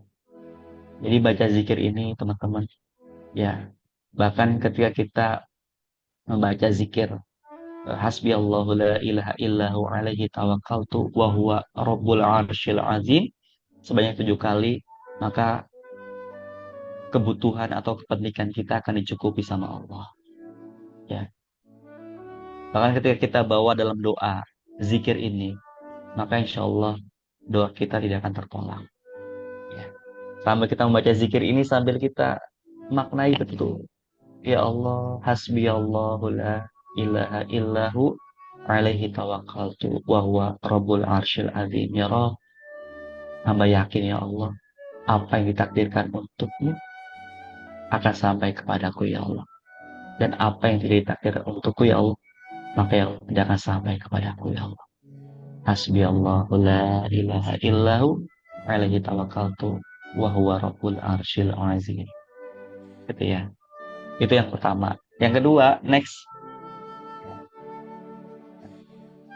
Untuk menginstal rukun hati yang kedua, teman-teman. Ya, baca doa ini juga. Allahumma ja'alni min ladina idza ahsanu istabsyar wa idza asa'u istaghfar. Allahumma ja'alni min ladina idza ahsanu istabsyar wa idza asa'u istaghfar. Allahumma ja'alni min ladina idza ahsanu istabsyar wa idza asa'u istaghfaru. Ya Allah, jadikanlah aku ya Allah di antara orang-orang yang apabila berbuat baik mereka bergembira ya Allah. Aku pun bergembira ya Allah. Dan apabila aku berbuat jelek ya Allah, mereka meminta ampun. Aku meminta ampun ya Allah. Ya, teman-teman ya. Allahumma ja'alni min ladina idza asa'u idza ahsanu istabsyar wa idza asau istaghfaru. Ya Allah, jadikanlah aku di antara orang-orang yang apabila berbuat baik mereka gembira, dan apabila berbuat jelek mereka meminta ampun. Ya Allah, hamba yakin ya Allah, jika aku berbuat baik maka yang baik akan datang kepadaku. Masya Allah. Next, yang terakhir, rukun hati yang ketiga, agar kita punya keyakinan betul-betul dalam hati kita ya Bunda, bahwasannya hidupku dalam genggaman Allah yang tak pernah salah dan tak mungkin salah. Doanya begini, Allahumma radini biqadaik wa sabirni ala balaik wa auzi'ni syukra ni'amaik. Ya Allah, jadikanlah aku ridho ya Rabb dalam menerima qadamu ya Allah, dalam menerima ketetapanmu ya Allah, ketentuanmu ya Allah, dan jadikan aku sabar dalam menerima bala darimu, dan tunjukilah aku untuk mensyukuri semua nikmat-nikmat-Mu. Ya Allahumma rabbini biqadaik wa sabirni ala balaik wa auzi'ni syukra ni'amaik. Ya Allah, jadikanlah aku ridho dalam menerima qada'mu ya Allah, dalam menerima ketentuanmu, ketetapanmu ya Allah, dan jadikanlah aku sabar dalam menerima bala darimu, dan tunjukilah aku untuk mensyukuri semua nikmat-nikmat itu. Masya Allah.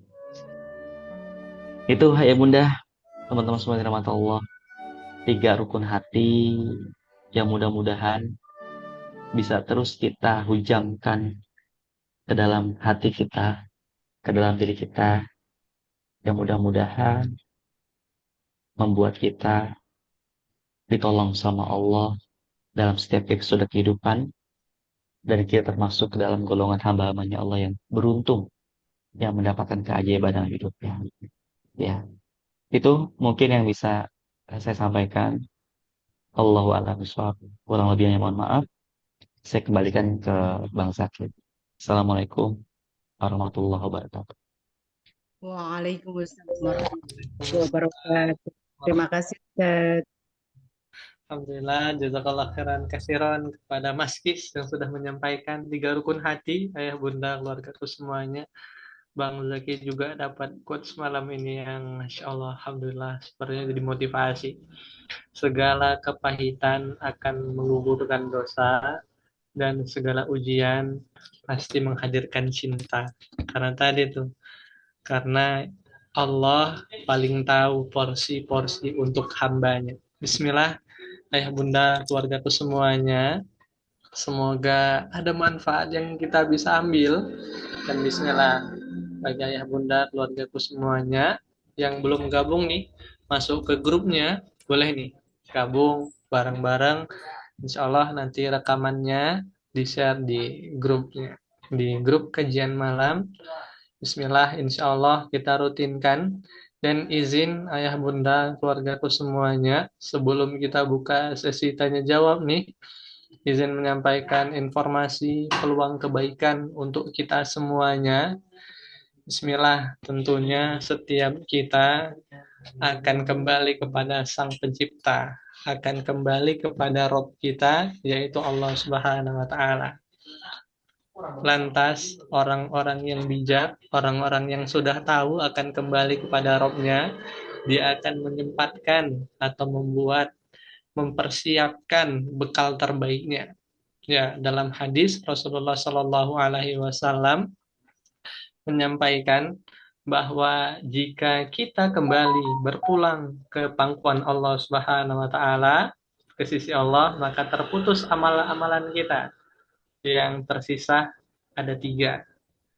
Ada ilmu yang bermanfaat, harta yang jariah yang diinfakkan di jalan Allah, dan tentunya anak doa anak-anak yang soleh. Bismillah ayah bunda keluargaku semuanya, di kesempatan malam hari ini izin Bang Zaki. Assalamualaikum warahmatullahi wabarakatuh. Alhamdulillah saat ini di The Yatim Village Bogor, santrinya semakin banyak, penghuninya semakin banyak. Total penghuni sekarang kurang lebih ada 320 insyaallah. Dan terutama akhwat. Saat ini kalau ikhwan itu kita alhamdulillah bisa ikut beribadah di masjid sekitar. Tapi untuk akhwat tentu kita butuh tempat musola. Dan alhamdulillah saat ini tadinya apa? Siapa yang tahu ini tadinya? Gudang ya, ada gudang sama kamar tadinya di sini. Alhamdulillah kita baru geser sayang.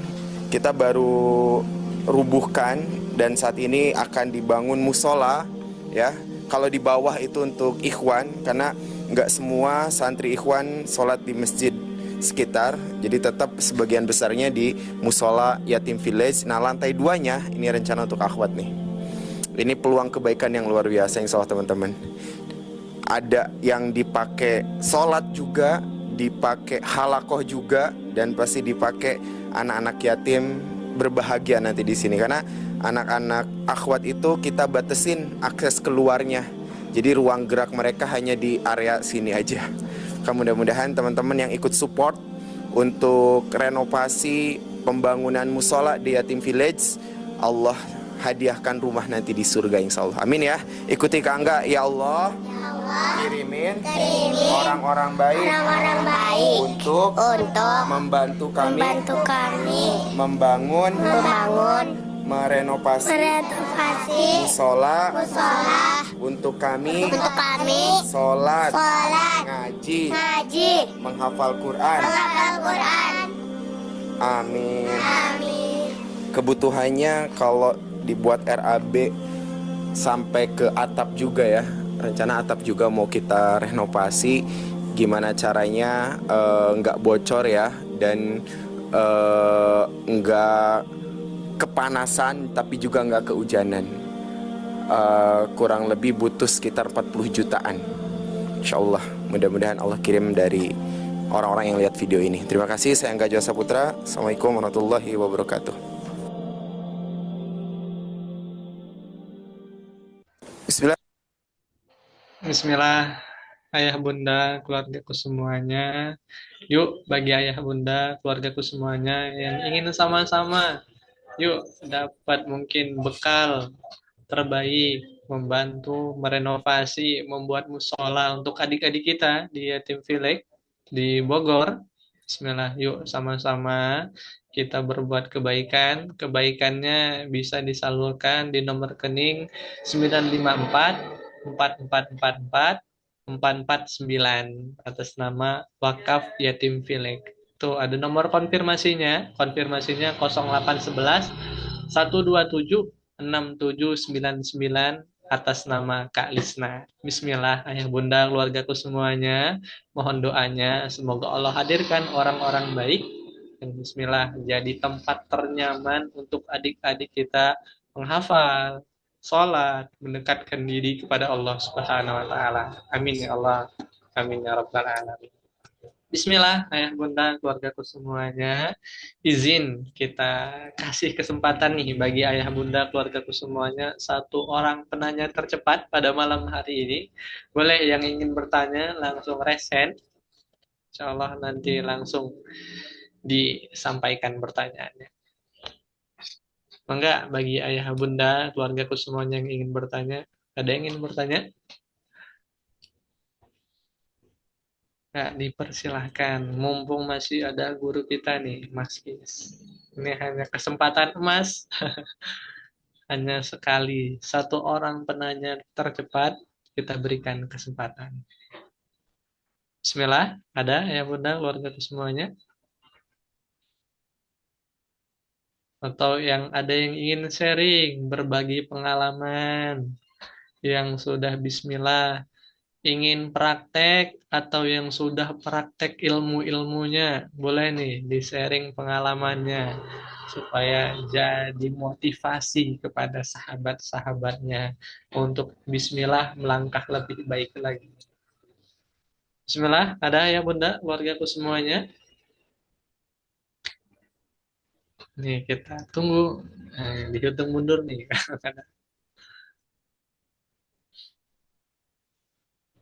Bismillah, ada ayah bunda. Atau boleh menyampaikan insight apa yang didapatkan, catatan-catatannya pada malam hari ini yang sudah mencatat. Boleh sekali. Dan jangan lupa nih ayah bunda, tadi yuk sama-sama kita doakan keluarga kita, adik-adik kita di Yatim Village untuk bismillah sama-sama punya musola baru. Semoga juga kita lah yang dapat mengambil peran dalam pembangunan musola.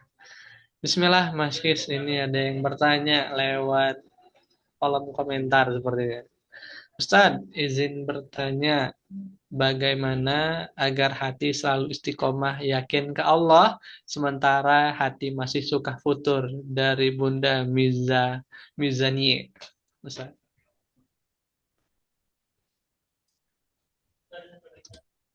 Iya, terima kasih Bang Zaki. Terima kasih Bunda Mizani gitu ya, yang telah bertanya. Ada 3 keyakinan Bunda dan teman-teman semua yang dirahmati Allah. 3 keyakinan yang harus terus kita hujamkan dalam diri kita ya. agar kita bisa terus yakin ke Allah, kita terus ingat Allah, kita terus istiqomah dalam kebaikan. Ada tiga. Yang pertama, la ahadun arhamu bi birrabbi. Tidak ada zat yang paling mencintaiku, tidak ada zat yang paling sayang kepadaku melebihi Allah. Ya, Allah itu Ar-Rahman, Ar-Rahim. Allah itu punya sifat Maha Pengasih dan Maha Penyayang. Allah yang selalu mendetakkan jantung kita, Allah yang selalu mencukupi kebutuhan kita, Allah yang selalu mengurus kita siang, malam, tiada henti Allah terus mencurahkan cintanya kepada kita. Bahkan kalau kata seorang ulama, andaikan kau tahu bagaimana Allah mengurus urusan hidupmu, maka hatimu akan meleleh karena merasakan cinta kepadanya. Jadi, keyakinan pertama yang harus kita tumbuhkan dalam hati kita, agar kita selalu yakin ke Allah, istiqomah, gitu ya. Meskipun di masa-masa sulit, di masa-masa futur, ucapkan keyakinan ini dalam hati kita. La ahadun arhamu bi min rabbi. Tidak ada zat yang paling mencintaiku melebihi Rabbu. Yang kedua, keyakinan yang harus kita tumbuhkan dalam hati kita agar kita semakin yakin kepada Allah adalah la ahadun a'lamu bihammi aksaru min rabbi. Tidak ada zat yang paling mengetahui segala kegelisahan hati kita. Tidak ada zat yang paling mengetahui kesedihan kita, sakit hatinya kita, capeknya kita, lelahnya kita, kecuali Allah. Ya, Allah itu punya sifat As-Sami Al-Alim. Allah itu maha mengetahui segala yang tersirat di dalam hati kita, ayat ini. Allah maha mendengar setiap doa kita, setiap rintihan doa kita. Allah tahu, Allah mendengar, ayat kita. Maka kita mengadu kepada Allah. La hadun a'lamu bihammi aksaru mirabbi. Tidak ada zat yang paling mengetahui kegelisahan hati kita kecuali Allah. Maka curahkan semuanya kepada Allah. Maka ngadu segala kelemahan diri kita, kekurangan diri kita, kehinaan diri kita di hadapan Allah. Dan yang ketiga adalah la ahadun aqdaru ala raf'i dhari anka ila rabbika. Tidak ada zat yang bisa nolong kita keluar dari segala keruwetan hidup kita, kesulitan hidup kita, masa futurnya kita, masa-masa sulitnya kita, kecuali Allah. Al-Fatah, Ar-Razzaq, Allah yang maha membukakan jalan atas setiap kesulitan, persoalan hidup. Allah yang maha memberikan rezeki dari area yang tidak disangka-sangka. Semoga dengan mengucapkan tiga keyakinan ini setiap hari ya dibaca, kalau bisa bangun tidur 5 menit aja gitu ya. Kemudian mau tidur gitu ya. Kita katakan dalam hati kita Ar-Rahman Ar-Rahim. Dialah Allah yang Maha Pengasih dan juga Maha Penyayang. Sambil kita ingat kebaikan-kebaikan Allah, sambil kita ingat semua karunia Allah. Kemudian kita baca juga As-Sami Al-Alim. Ya Allah, Engkau yang maha mengetahui ya Allah. Sakit hatinya saya ya Allah. Khawatirnya saya ya Allah. Kecewanya saya ya Allah. Dan kita mengadu kepada Allah. Terakhir, ya Allah yang Fatah, ya Allah ya Razak. Ya Allah tolong hamba ya Allah. Bukakan jalan atas setiap persoalan hidup hamba ya Allah. Gitu, ayah bunda. Semoga menjawab ya dan bisa kita amalkan. Barakallahu fikum. Insya Allah, jazakallah khairan kasiran kepada Mas Kis yang sudah menyampaikan. Tidak ada yang mencintaiku melebihi Rabbku, tidak ada yang mengetahui kelelahanku, melainkan Robku, tidak ada yang bisa menolongku melainkan Robku. Masya Allah. Barakallah, hai bunda, keluarga semuanya. Semoga kita bisa install ke dalam hati pikiran kita sehingga makin yakin, makin husnuzon. Kalau kata guru kita, Ustaz Dedi Rawan, makin baik sangka sama Allah Subhanahu wa taala bahwa segala yang Allah berikan inilah yang terbaik untuk hamba. Amin. Allah amin ya rabbal alamin. Bismillah, ayah bunda, keluargaku semuanya. Sudah di penghujung acara, ayah bunda keluargaku semuanya. Terima kasih kepada ayah bunda keluargaku semuanya yang sudah hadir, kepada guru kita Mas Anggit yang sudah membersamai. Barakallah ayah bunda keluargaku semuanya yang sudah hadir. Semoga ada yang bisa diambil, bekal yang diambil, rukun hati.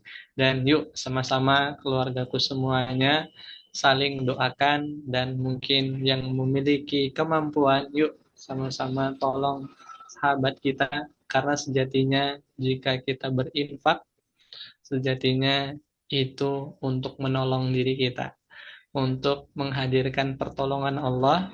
Kita rayu Allah dengan merayu hambanya, apalagi yang kita bangun musola untuk anak-anak yatim. Bismillah, minimal kita bantu doakan untuk adik-adik kita bisa memiliki musola baru dan semakin menikmat dalam melakukan ibadah. Barakallah ayah bunda keluargaku semuanya. Semoga sehat selalu. Mohon maaf atas segala kesalahan dan kekurangan. Saya Bang Zaki mewakili tim yang bertugas. Mohon maaf, pamit undur diri. Kita cukupkan kalam kajian malam pada malam hari ini dengan sama-sama mengucapkan lafaz hamdalah. Alhamdulillahirabbil alamin. Istighfar, astagfirullahalazim wa atubu ilaik. Kita cukupkan dengan doa kifaratul majelis. Subhanakallahumma wa bihamdika asyhadu an la ilaha illa anta astaghfiruka wa atubu ilaik. Mohon maaf atas segala kesalahan dan kekurangan. Wabillahi taufiq wal hidayah wal inayah. Wassalamualaikum warahmatullahi wabarakatuh. Barakallah. Waalaikumsalam warahmatullahi wabarakatuh. Terima kasih Ustadz Anggit. Bang Zaki, terima kasih Bang Zaki. Ya Bunda Rahayu, Oma Defti, Pak Imam Ghazali, Bunda Afifah. Barakallah, ayah bunda keluargaku semuanya. Masya Allah. Aduh. Barakallah semuanya. Belajar. Hatur nuhun. Saling Alhamdulillah. mendoakan. Kasih. Iya Ustaz. Batin. Selalu Hatur Ustaz. nuhun. Amin. Amin ya Allah. Hatur nuhun semuanya. Terima kasih keluarga semuanya kajian malam. Dalam lindungan Allah. Saling mendoakan ya. Bismillah. Jazakallahu khairan kasiran Ustaz. Ya. Nurul Ulfa, Masya Allah. Insya Allah. Izin pamit nih, izin kita cukupkan agar bisa beristirahat. Cukupkan dalam hitungan mundur, dalam hitungan 3, 2, 1. Barakallah semuanya.